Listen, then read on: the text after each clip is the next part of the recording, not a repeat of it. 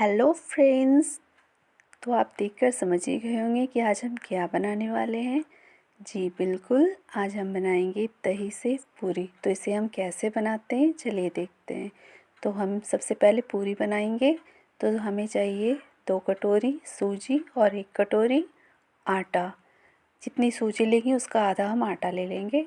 अब इसको अच्छी तरह से मिक्स कर लेंगे और गुनगुने पानी से थोड़े थोड़े देकर हम इसका अच्छा सा आटा गूँथ लेंगे।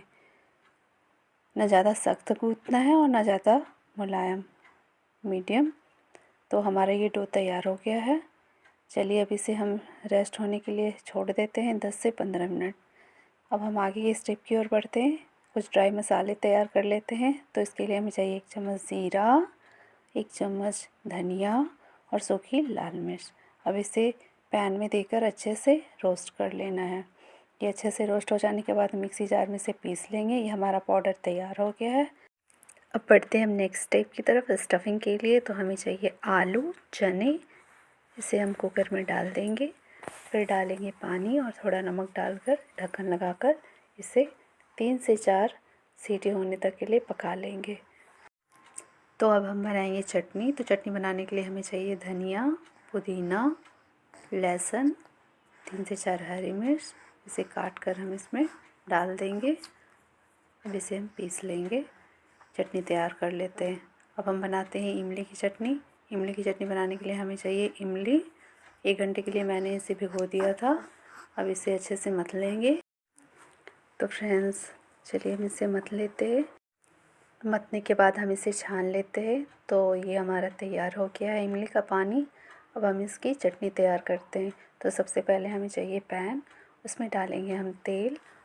उसके बाद डालेंगे जीरा, सौंफ। उसे अच्छे से तड़कने देंगे। अच्छे से ब्राउन हो जाएगा तो इसमें डाल देंगे इमली का पानी।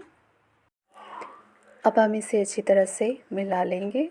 मिलाने के बाद अब हम इसमें डालेंगे नमक, लाल मिर्च पाउडर, आमचूर पाउडर, साथ ही हम डालेंगे जैगरी पाउडर। अब इसे अच्छे से तरह से पका लेंगे। पका लेने के बाद ये हमारा तैयार हो गया है इमली का मीठी चटनी। इसके बाद हम आगे स्टेप की ओर बढ़ते हैं। अब हम लेंगे दही। अब इसमें डालेंगे चीनी। इसे अच्छी तरीके से हम मिला लेंगे। मिला लेने के बाद इसे अच्छी तरह से फेंट लेना है। अब इसको हम साइड में रखते हैं। अब नेक्स्ट स्टेप की तरफ बढ़ते हैं। अब स्टफिंग का मसाला तैयार करते हैं। जो हमने बॉईल किया था आलू और चना, इसे हम मैश कर लेंगे। मैश करने के बाद हम इसमें डालेंगे कुछ मसाले। तो हम डालेंगे नमक, लाल मिर्च पाउडर। अब हम डालेंगे ड्राई किया हुआ मसाला जो हमने तैयार किया था, इमली का पानी, चॉप किया हुआ प्याज, धनिया, चाट मसाला। अब इसे डालकर हम अच्छी तरह से मिक्स कर लेंगे। ये हमारा तैयार हो गया। अब बढ़ते हैं हम नेक्स्ट स्टेप की तरफ। रेस्ट किया हुआ आटा जो हमने लिया था, अब इसे बेल लेंगे। बेल लेने के बाद इसे कट कर लेंगे। अब हम एक तरफ कढ़ाई भी चढ़ा देंगे गर्म होने के लिए। अच्छी तरह से गर्म हो जाएगा तब हम इसमें एक एक कर कर इन पूरियों को तल लेंगे। तो चलिए फ्रेंड्स, तेल गर्म हो गया तो हम एक एक करके सारी पूरियों को तल लेते हैं।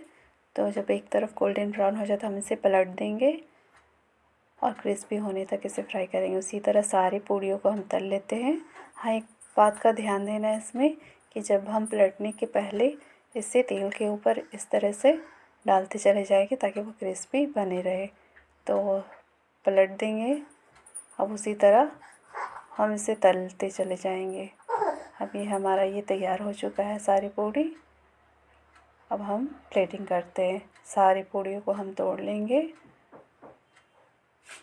अब हम डालेंगे जो हमने मसाले तैयार किए थे आलू चने की, वो इन पूरियों पे फिल कर देंगे।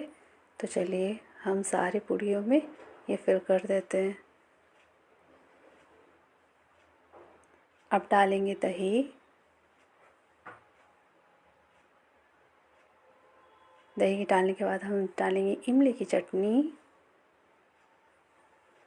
सारी पूड़ी के ऊपर इमली की चटनी डाल दी। अब डालूँगी जो हमने चटनी बनाया था धनिया पुदीने की, वो। अब कुछ मसाले डालेंगे जो हमने ड्राई मसाले तैयार किए थे, वो लाल मिर्च पाउडर, चाट मसाला, अब सेव डाल देंगे सारी पूड़ियों के ऊपर।